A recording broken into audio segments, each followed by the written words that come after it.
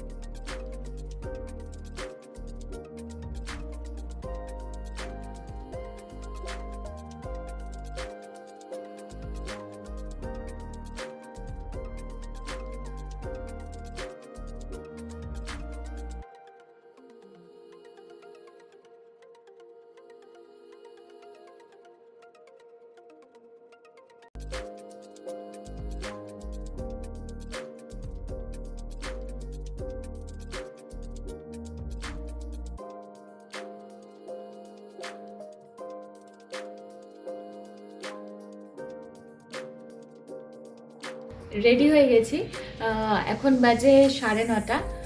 তো আজকে 30 মিনিট সাথে আছে অফিস যাওয়ার জন্য। তো নিচে যাব, ব্রেকফাস্টটা করবো আর বেরিয়ে যাব। তো চলো, অফিস থেকে এসে আবার দেখা হবে। টাটা।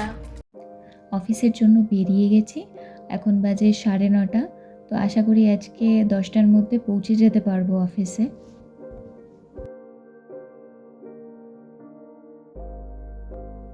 আজকে গিফটটা পেলাম, আর এটা পেয়েছি অভিনবদার থেকে। বার্থডে প্লাস রাখি দুটো মিলেই এই গিফটটা। তো চলো খুলে দেখি। হেডফোন আছে, এটা আমার খুবই দরকার ছিল। আর আমার আগের হেডফোনটা প্রায় খারাপ মানে শোনা যায়, তবে আমি সেলোটেপ লাগিয়ে অনেক সেটাকে ঠিকঠাক করে আমি শুনি। বাজছে 4:30, আমি অফিস থেকে বেরিয়ে গেছি। আচ্ছা 5টা, আমি বাড়িতে এলাম এখন। তো শরীরটা এতটাই খারাপ লাগছে, তো একটু শুয়ে থাকবো।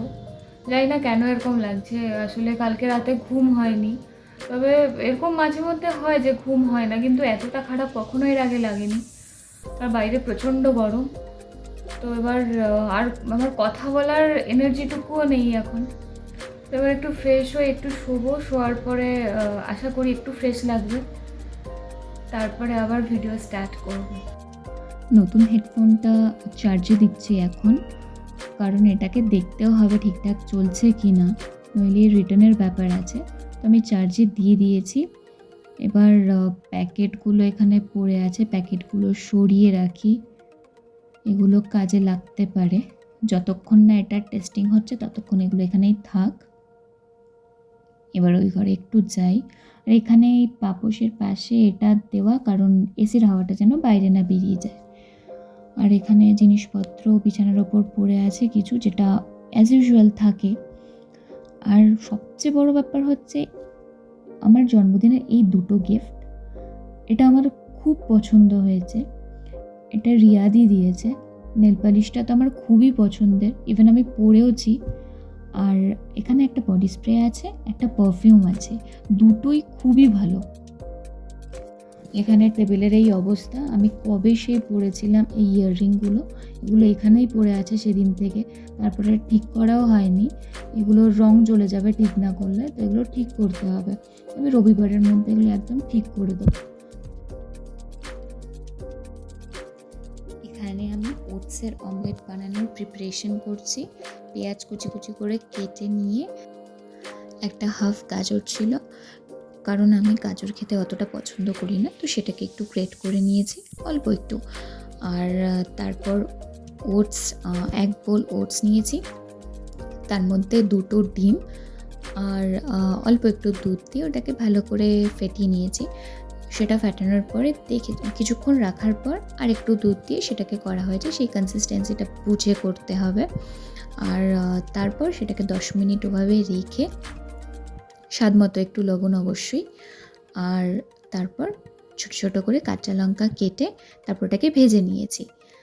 তো রেডি হয়ে গেছে আমার ওটসের অমলেট। আমার তো এটা খেতে খুবই ভালো লাগে। তোমরা প্লিজ কমেন্টে আমাকে জানিও তোমাদের কার কার খেতে ভালো লাগে। তোমরা নিজেরাও বানিয়ে খেতে পারো যারা খাওনি।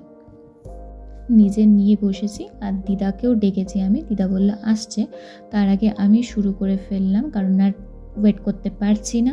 ততক্ষণে দিদাও চলে এসছে। এবার দিদা টেস্ট করছে।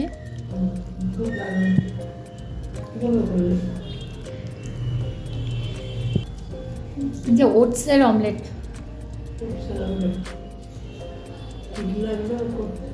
ওটস, ডিম, লবণ, দুধ, তারপর হচ্ছে গাজর গ্রেট করা, পেঁয়াজ কুচি কুচি করে কেটে, আর একটা লঙ্কা কুচি কুচি করে। টেস্টটা কেমন বলো? ভালো হয়েছে। এখন 12টা বেজে গেছে। তো বাকি লাইট অফ করে পাশের ঘর লক করে সব কিছু কমপ্লিট করে এই ঘরে এলাম। আর আজকে আমি ডিনার করিনি, একদম ইচ্ছে করছে না ডিনার করতে, মানে খিদে নেই। আর শরীরটাও আজকে ভালো লাগছে না। অফিস থেকে এসে তো ফ্রেশ হয়ে শুয়েছিলাম, কিন্তু ঘুমোতে পারিনি, ঘুম আসেনি। তো যাই হোক, ভালোই হয়েছে তখন ঘুম আসেনি, সেই জন্য এখন একটু ঘুম পাচ্ছে।